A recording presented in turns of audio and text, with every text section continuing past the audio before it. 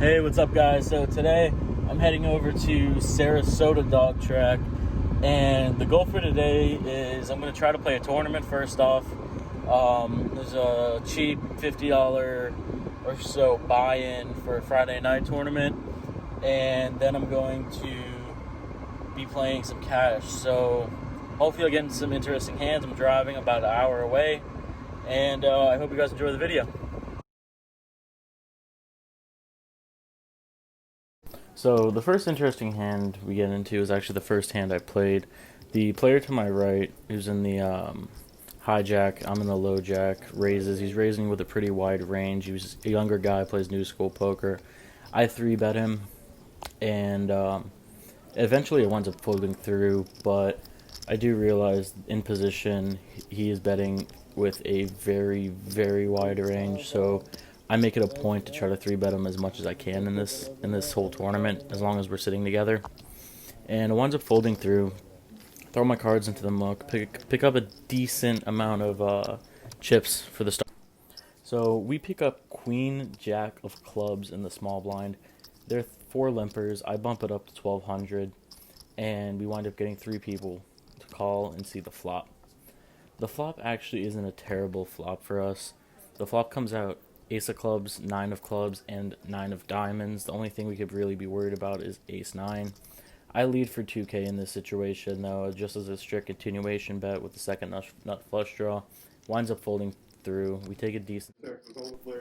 So this is a great situation for us. We pick up Ace King offsuit again. I bump it up to 2,000. I believe we're at 400, 800, 800 for the blinds. I bump it up to 2,000 because I'm in early position.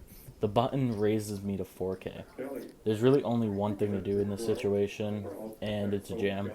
We're about average stacked in this tournament, but premium hands come very, very rarely here. We're not seeing a lot of hands. I shove for 15K. He snap calls. I'm expecting to be up against kings, queens, maybe jacks, but he winds up having pocket tens. The turn saves us as we hit an ace, and he does not hit his set. So we wind up taking a pretty big pot that winds up tilting this guy. He winds up busting about 3 hands later. It's a great hand for us. We double up, and now we're the second highest chip stack at our table. So we pick up Ace King on the button. Probably the best hand I could ever have on the button other than pocket rockets. And in this turbo style tournament, I love picking up this hand. I don't like the coin flip situations, but it's something that has to happen. If you have Ace King, it's too strong to fold. Under the gun +1 winds up betting to 4K. Middle position calls, and I have to do what I have to do. I shove for about 18 to 17K effective. This isn't my favorite thing. I don't like being in a coin flip. I would much prefer a fold by both players, but we do have some equity if we call. This being a turbo and me being about middle average stack at the table, I figure the only way they call is if they have me dominated. However, the under the gun player tanks for a very, very long time, winds up calling, middle position folds, and I'm expecting pocket queens here, pocket jacks again, and he winds up showing pocket eights, which very much so confuses me why he would shove in that without blinds being that high at this point. But we wind up hitting an ace on the flop. The turn is another ace, and we just have to worry about an 8 coming, and it's a 9. We're in a situation now where I pick up Jack 9 offsuit on the button.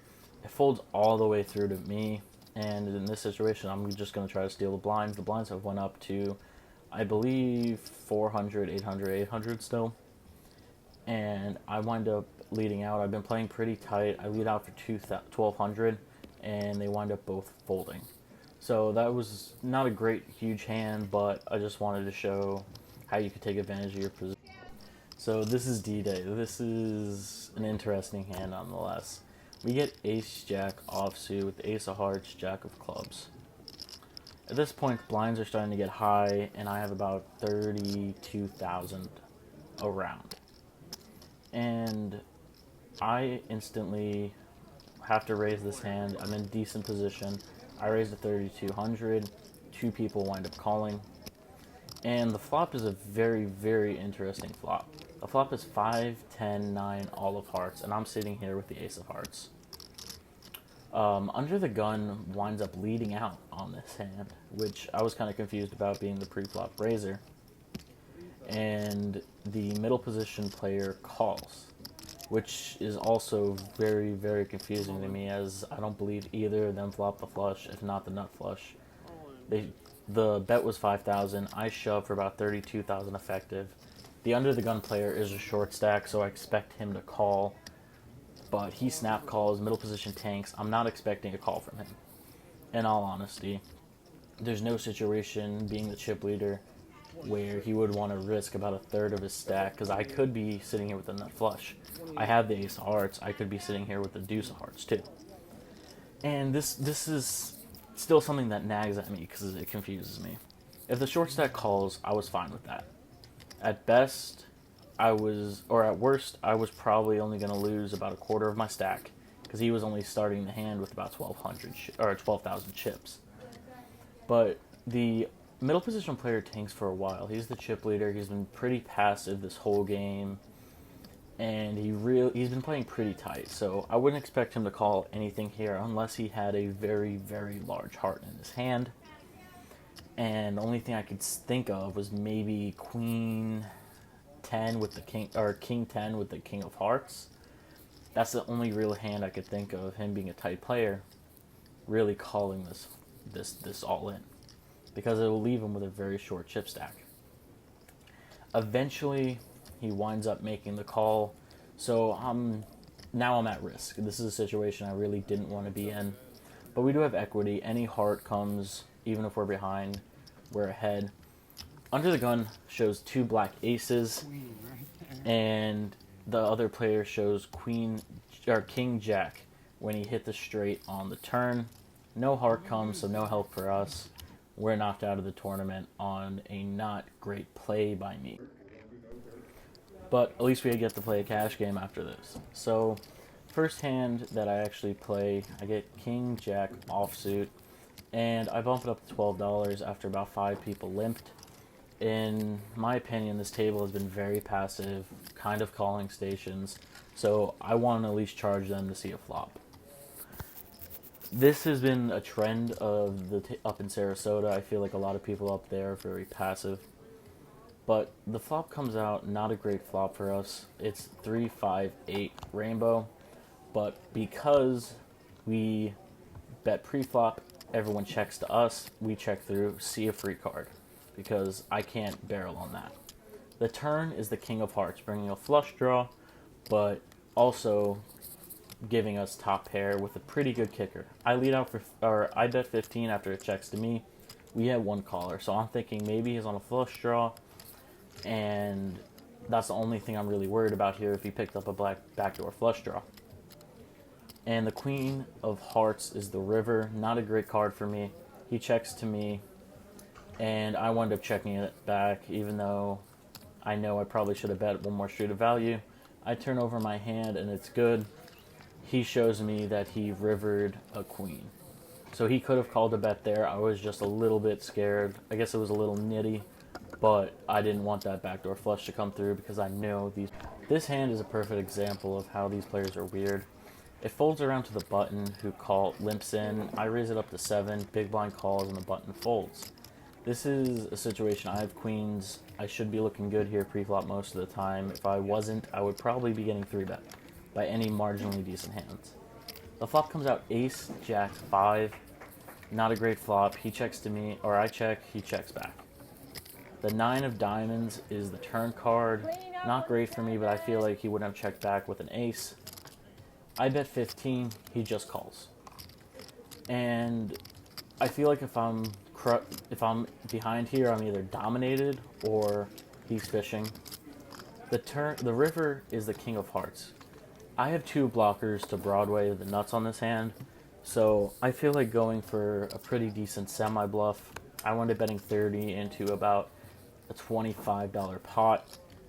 And in this situation, I don't expect any normal player to raise me, because I don't expect anyone having Queen 10. I have 2 queens in my hand. The odds of him having queen and continuing with his hand is very unlikely. because he had a gut. If he had queen 10, all he had was a gut shot to the river.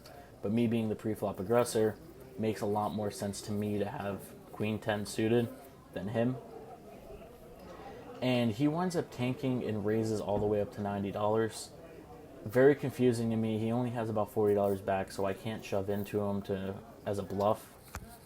I wound up folding this hand, and I turned it over face up just so the players know that what I was trying to do, kind of. He flips over pocket aces for top set. He flopped top set. He didn't pre-flop raise me. He didn't 3-bet me at all. And so I'm in the small blind with king 4 of hearts. The button raises it up to 7. I call. So does the big blind. Big blind is a pretty loose player, so I want to stack him. The flop could not have come out any better for us. It's 7-5 through all hearts. Gut shot, straight flush draw, and the second nut flush. I check. The big blind bets $10. The button folds, and I flat. I see no point in raising here. I don't want him to think I actually did flop the flush. The turn is a king of clubs, a relevant card, but I'm hoping he has a hand like ace king, king queen, king 10 maybe. I check. The big blind bets 20. I flat. So in this situation, I'm really thinking to keep letting him bluff, but the river is a 2 of hearts. I check. He immediately checks back. Lost a little value. I probably could have bet the river. He sent it. So after about 2 hours playing at that specific table, I wound up getting moved to a new table with huge chip stacks. I cashed out part of my stack. I had about 250. I cashed part of it out, and I rebought for only $100. This is just an example of a hand. One person has ace king of spades, went all in for about 100. King queen suited called, and the player that's in the big blind has ace queen suited. He shoved, and king queen called. These players are very loose, have a lot of money in front of them, and definitely are willing to gamble. It was a consistent $25 pre-flop raise no matter what happened, and I just wanted to wait for my moment. In this hand, it was just an example of gambling. 2 players put in $150 pre-flop before one of them left, and didn't even know what their cards were. They did a blind all in for $150. Like, this is just some of the gambling. So when I got to this table, I knew I wanted a trap, and ace king suited, big slick is the perfect way. There's a $5 straddle with the very, very aggressive player raising to unseenable amounts, and everyone calls. He winds up raising it to 35 total, another 30 on top of a straddle, and 3 people call, 1 person folds, and I decide to jam. I don't like gambling, but in this situation, I'm getting 4-1 on a call because 3 people behind also call. So I'm playing a pot that's almost a $500 or a $450 pot at this point with ace king suited, and I think that's a great feeling in a 1-2 game. I wound up hitting king in the window, but with these players, you really don't know anything. It winds up checking through after I'm already all in. The turn is a 10 of diamonds, giving us a nut flush draw, and the very aggressive player bets 150 randomly. Someone winds up calling. Both players call, and it winds up checking.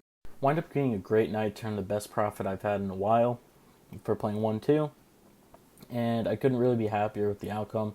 I more than quadrupled what I bought in for, and wind up cashing out of this session with about $390, and the first session I cashed out about $80 more.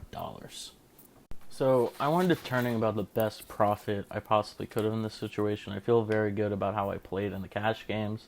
I was pretty patient. Still don't feel like my tournament went great, but it's all a learning experience. It was only one of my first probably 10 tournaments ever, and I'm still trying to get better at it. And overall, I felt like it was a pretty good day. I hope you guys enjoyed the video, and if you've made it all the way through, please like the video, comment if you have any suggestions or your opinions on anything. Please subscribe, and if you like this video, check out some of my past videos. I'm still working on this whole editing thing. My little sister's going to teach me some things, so hopefully I keep getting better at it. And I just hope you guys enjoy. I hope you guys stay along with me for the journey. And I hope you guys have a great day. Peace.